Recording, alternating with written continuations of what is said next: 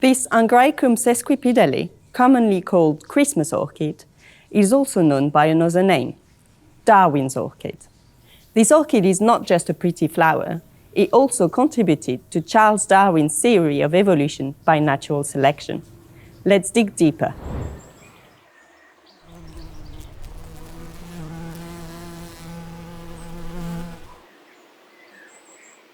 Hi, I'm Soléne. I'm the Princess of Wales Conservatory Supervisor at Kew Garden.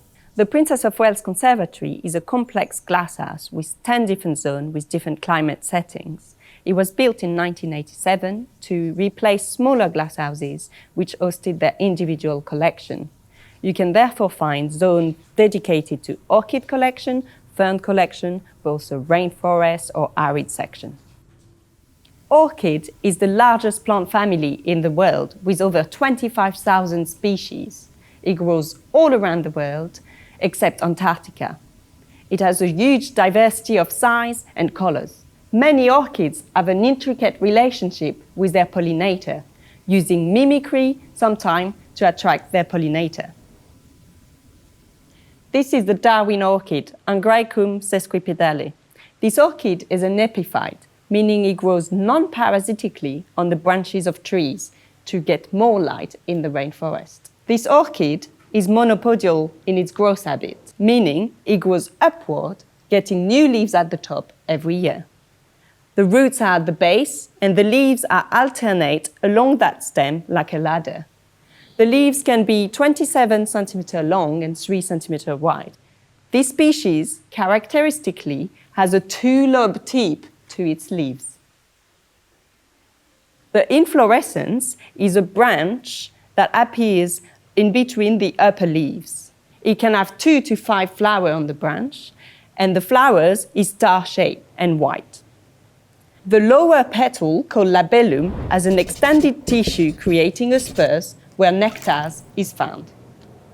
This orchid is scentless during the day, but at night it releases a beautiful fragrance to attract its pollinator.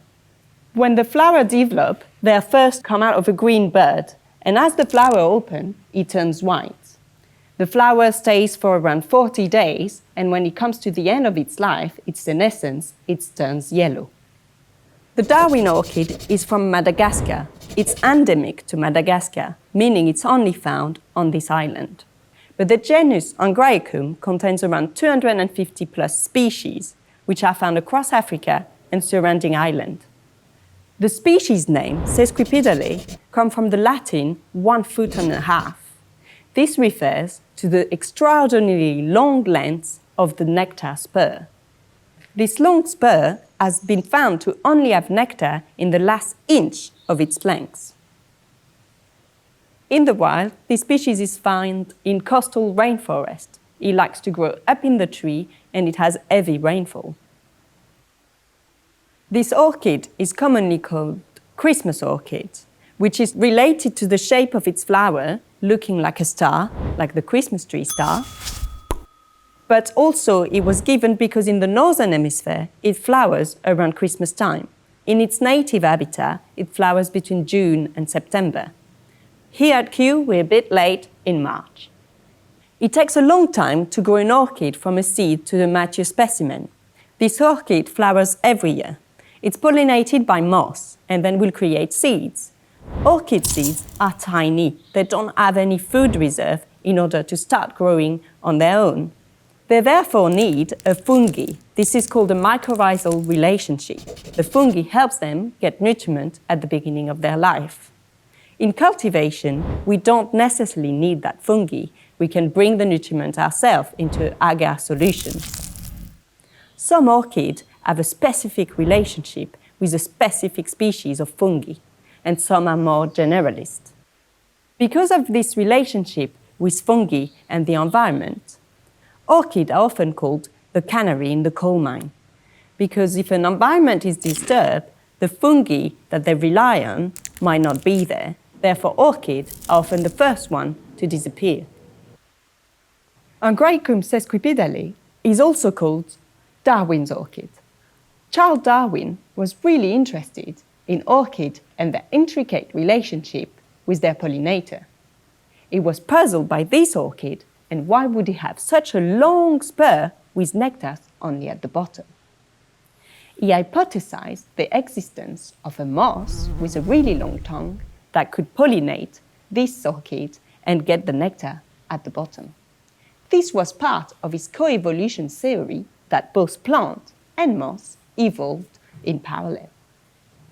This orchid is pollinated by a sphinx moth, Xanthopan predicta, which has a tongue which equals the length of the spur with nectar.